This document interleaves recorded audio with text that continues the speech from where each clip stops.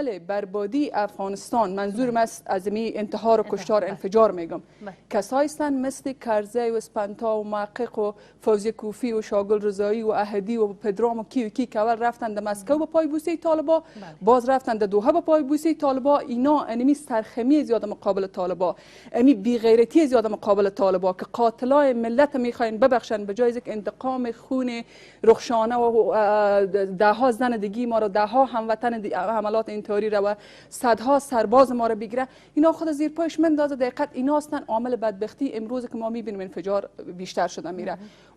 نی حکومت پوشالی و نی کسایی که چهار اطرافش از گویا کال زیر نام احزاب و تحلیلگرا و هر کدامش کس، اینا کسایی نیستند که صلح در افغانستان بخواین. صلح و امنیت و بهروزی به نفع اینا نیست. اینا نمیتونن که با آمدن صلح به حاکمیت ننگین خود در افغانستان ادامه بده. این از یک طرف. به خاطر ای که امروز بسکشی هاست که اینا کی بره و کی نره و در طرف دوحه باز دوری هشتم و خب بالاخره نوام شروع خواهد شد. این از یک طرف که میگیم اینا به هیچ وجه صلح و امنیت در افغانستان نمیخواد. از طرف دیگه امریکا بسیار واضح است که امریکا هیچ وقت صلح در افغانستان نمیخواد که بیاید. عامل اصلی کشورهای غربی امریکا در است و کشورهای منطقه بوده، ولی کل طبعا امریکا بوده. اگر ما از دوران گروه های تنظیمی بگیریم که دمو زمان هم گپ صلح تا بالا شد، بعد از اینکه دولت نجیب سقوط کرد، محمود مستری خلاصه پید کابل آمده میرفت تا اینکه صلح برقرار کنه. بجز از خونریزی و تباهی و بربادی کابل دیگه ما چی رو دیدیم؟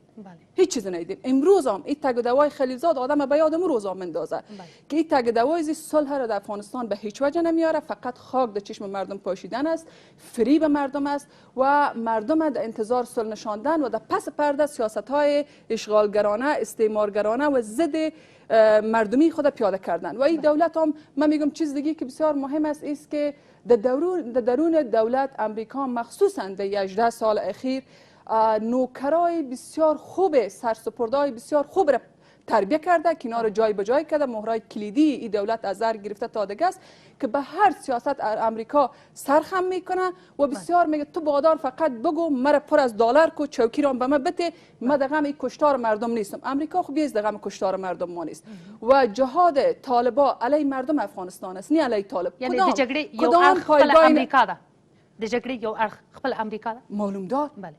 من میگم عامل اصلی امریکاست. طبعا به همکاری پاکستان که اگر در او زمان در جنگ مقاومت خلاصه قیزی تمام این گروه های تنظیمی را به پاکستان سپرد، امروز در 18 سال قیزی طالبان را به پاکستان سپرده، دست پاکستان، دست کشورهای دیگه منطقه هم دیجه است. و طبعا عامل اصلی ناست و از طریق از درون افغانستان هم، چون امریکا همیشه تروریسم بهترین حربه بوده در دستش، هیچ وقت از تروریسم دست کشیدنی نیست. و این امروز ما شما ببینیم از یک طرف میبینیم که امریکا میگه ما صلح در افغانستان میاریم، صلح گویا که کشتار و قتل و انفجار کم میکنیم و طالب خونریزه که با تمام پشتاری از جنایاتش بدون از اینکه یک محاکمه صورت بگیره، بدون از اینکه بازخواست از جنایاتی که اینا انجام داده صورت بگیره، اینا را از گوانتنامو رها کرد. اول در قطر شان نمایندگیش، امروز باز اینا را میاره وارد حکومت کابل میکنه. گفتم در اینجا ما میبینیم که از یک طرف این گپا را میزنه، از طرف دیگه میبینیم که داعش تقویت کرده میره در افغانستان. به این خاطر امریکا به هیچ وجه از این تروریستا دست بردار نیست. یک گروه را اگر از بین میبره، گروه دیگر میاره به مراتب وحشی‌تر از رو میاره و این نامنیر ادامه میده. و حزب همبستگی بارها اعلام کرده اولین نطفه های داعش زمانی که در فرا بسته شد یا از فرا شروع شد که ما اعلام کردیم که اگر پروژه طالب به امریکا خاتمه یافته شده یا میخوای که خاتمه بده، وقت داعش آورده. و امروز دیروز کرده یا میگه پاره میزنه که والا داعش حالا میای. امروز میبینیم کسای دیگه میگه پاره میزنه و این واقعیت است. این چیزی است که امریکا به هیچ وجه صلح نمیخواد. ما به ایس یک نیروی آگاه و پیشرو به هیچ وجه نمیخوایم با مردم خود عوام فریب کنیم. ما نمیخوایم حقایق تلخی که پشت پردی اینه و که پشت اینه و مذاکرات نهفته است ما او را کتمان کنیم و از مردم خود دور نگاه کنیم و چشم پوشی کنیم، بگیم او مردم فراموش کنین، فقط امی صلح هست، امین و مذاکرات است که با شما صلح میاره. ما باید حقایق بگوییم که دست خونین امریکا در افغانستان،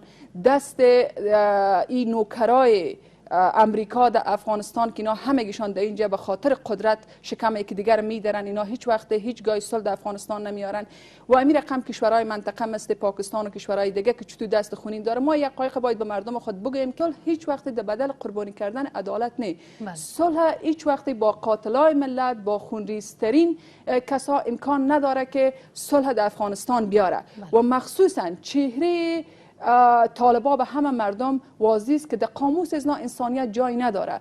اینا از لحاظ ماهوی تغییر کردنی نیست. امیر رقمه که برادرای جهادی نکتای پوششان که امروز با قلقله کردن دموکراسی و پوشیدن دریشای پاریسی و از حقوق زن و دموکراسی گپ زدن هیچ تغییر ماهوی نکردن. کلید صلح افغانستان در دست مردم غیور افغانستان است. مردم ما باید به خاطر ریشه کردن این سیاروزی های خود متحد شوند، یک دست شوند، هم صدا شوند، سکوت با صدای استقلال طلبانه و آزادی خواهانه خود بشکنند، علیه این نوکرای داخلی، علیه تمام این کسایی که در 40 سال اخیر در افغانستان خیانت و جنایت کردند مبارزه کنند تا اینکه صلح دائمی در افغانستان بیاید. ما طرفدار صلح دائمی هستیم و صلح بدون استقلال امکان نداره که در افغانستان بیاید. باز هم میگم صلح امیر رقمه که با آوردن عروسکوار گلبودین صلح در افغانستان نمد و کشتار ادامه پیدا کرد، مردم ما بفهمه که 10 بار خلیلزاد و گروه ها بر پای طالبان رو ببوسه، صلح نمیایه. فقط مردم افغانستان متحد شوند و مبارزی پیگیر جدی و قاطع خود علیه اشغالگرا و نوکرای داخلیش تا وقت ادامه بده که ما یک حکومت ملی دموکراتیک داشته باشیم تا به منافع مردم افغانستان بیاید.